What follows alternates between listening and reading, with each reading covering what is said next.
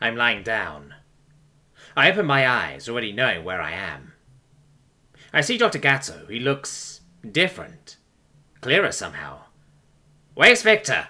I say, panicked. Wordlessly, he extends a six-fingered paw to the foot of my bed. There he is beside Quark, asleep on the bedside perch, my hero, my brave boy sleeping in a chair, bent such that his head rests below my feet. Feet? I raise my right leg. Did my right leg get cut off? And Victor's hand? And my left eyes were gouged out. I looked at Gatto. "You saved my life." He curls his tail in negation. "I saved his life. Your injuries are so severe and your constitution so frail that I was ready to pronounce you beyond help. The Shing saved your life. It seems Terran medicine has a heavy emphasis on trauma, though I can't imagine why." "Was that a joke, Gatto?" "Perish the thought. Anyways, the Shing stabilized you and McLeod built you a prosthetic leg and eyes and advised the Shings as they attached them. It took her only an hour to design them from scratch. Apparently fixing the damaged ship burst the dam, and now Quidge and Shanza are frantically telling anyone who will listen that she's gone full Terran in her engineering. Victor had to go into the regen tube. He was not happy when he woke up and saw his life's collection of scar tissue wiped away.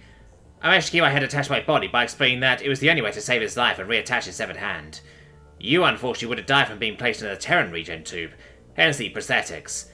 I have no clue why you would make sure we had one for Terrans but not for yourself, so you're stuck with the prosthetics until we can make port for longer than a week, somewhere with a Corulli appropriate regen, or you buy one for the ship. Also, since the ship's AI was restored, people have been noticing that it has been somewhat strange." "Strange? Strange how?" "Strange like this," chirps the computer's voice, cheerfully, over the room speaker. I frown. "That is strange." I shake that thought from my head. "What about the pirates? What happened?" "I think for that, you'll need to debrief with your CSS. He smacks Victor's shoulder. It barely looks like a tap against Victor's dense flesh. "Wake up. Your captain wants to talk to you." Blearily, Victor stirs and then jolts, his attention focused entirely on me. He looks younger for having been in regen, but older for the clear signs of Terran stress. Gatto tucks his hollow into his belt, and reverts to quadrupedalism to walk away. "Cap, you're awake. You're here. I'm so glad." I hold up my bionic leg and gesture to my bionic eyes. "Most of me is here, dear boy. Hasn't Barry made any comment to me finally having the peg leg and eye patch that he suggested?" He snorts. "Victor, what happened with the pirates? Is everyone safe?" He nods heartily. My heart's sore. "You and I were the worst injured of the crew.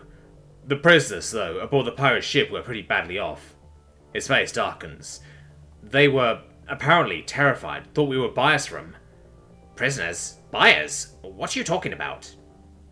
His emerald eye is fixed on mine, and his face is tense, serious, angry. "They were slavers, Cap. Part of a previously unknown human supremacist terrorist organization called the Revankists, whose core tenets are subordinating subhumans to their rightful place and claiming the galaxy as the birthright of mankind," he scoffs disgustedly. This was at least the 5th ship they'd done this to on that shortcut. Said they had buyers, though they didn't say where. "We've come ahead to let authorities in Zanzibar and Papaya know. We have 10 pirates in our brig and 13 in our morgue. I'm sure they'll be able to interrogate information from the living ones. We've also got 5 ships in tow and 173 freed would-be slaves aboard. They've offered us a huge bounty on eliminating the pirate threat once it's confirmed." I tried to interrupt to say that the bounty should be given to those free from the pirates, but he stops me. "I told him that you'd probably say that the bounty should be given to those free from the pirates. They've said they'd be given reparations, enough to get back to wherever's home and trying to rebuild their lives. Terrans have a standing policy of doing that for any free from slavery. The bounty is non-transferable, and is not for freeing the slaves, but for neutralizing the pirates. It's for the Bright Plume, and only the Bright Plume. They were surprised when I told them you weren't a Terran. I'm horrified that the people almost overtook the ship were slavers, but glad that those freed will be looked after. Something rankles me about accepting that bounty." "Did anything else of note happen?" "Well, Sam has said they all ran into Glark and Wham Bam after we'd been carried to the bedroom and things were done. Glark was apparently wearing a really badass suit of armor, with a number of homemade grenades, and was genuinely upset that he hadn't got to fight Terran pirates. He seemed ready to summarily execute the ones that had surrendered, after we had our guns back, and Fluffy staring them down, but relented after they explained the whole interrogating them thing. He may think they're going to be tortured. Wham Bam had apparently been vandalizing the pirate ship from the outside with a fuck-off, heavy-looking hammer. They're both broken confinement, somehow. Their crater works might need reclassifying. The Zanzibari authorities have apparently had your little shortcut scheduled for clearance for a while. Our report got it made priority, so if we ever come that way again, we won't have to worry about being ambushed. My hand got reattached to my Scottish regen, he says, bitter at the last. Victor, I plead. I'm so sorry. This is all my fault. If I just listened to you, about the shortcut, about the firearms, about everything, then there'd be 173 people still terrified and sitting in cages, on a ship we're towing behind us, rather than bedding down in the canteen, which has been turned into temporary shelter for them. Perhaps the Mercless would have turned violent in the extra time it had taken us to get to Zanzibar Papaya. If you listened to me about the firearms, then maybe I'd have had a bullet in my ass before the fight started from the deputy's awful trigger discipline. Though, maybe let's get some analogues on Zanzibar, and those guys can have some training from me, alright? If you listened to me about staying confined to Triple M, everyone aboard would be dead or in a cage right now. We can't know what might have happened if things were different. What I'm trying to say, Tequal, is that this isn't your fault. I chitter lightly at him, echoing my words, from the last time I lay in this bed. Alright, Victor. We've learned things from this experience, and we've lived through it to apply those lessons next time. What is that Terran expression? You're stronger when you're not dead? He shakes his head with a smile, but doesn't correct me. Alright, Cap. I should probably go get some Kip in a bed. Once you're feeling up to it, visit Mouse. She said she wanted to calibrate your prosthetics, with you conscious to give her feedback. You also have a lifemate to reunite with. He gestures a quark. I smile. I don't affect a smile. I smile genuinely. The sides of my mouth pull up around my beak. It's the most natural and pleasant thing in the universe. Thank you, Vector. As he goes, he, gently as anything, past the gleaming, iridescent feathers of the love of my life. Quark stirs and looks blearily at Victor, who gestures to me. Tequal! Cries Quark, launching himself from his perch to press himself into my front. He curls his head to rest the top of his beak against the front of my neck. I bring the bottom of my beak to nestle against the back of his head, among his gorgeous crown plumes. Never do anything like that again, you hear me? I was terrified half to death. That's an unusually assertive tone for him. I don't dislike it. I chitter. No promises, my love. I can't know when the Terrans will next need their brave winged hussar to charge to their rescue. He laughs and sobs against my chest. Do I wish Ricali had tear ducts? Later. And is that better or worse? Asked McLeod, regarding the minor tweaks she'd just made to the accutators of my prosthetic. Better, I think. It's difficult to tell at this level of granularity. She gives a mirthful puff of air through her nose and pauses. Captain, about the ship's computer, My Wingclaw shoots up. Leave me my plausible deniability, dear girl.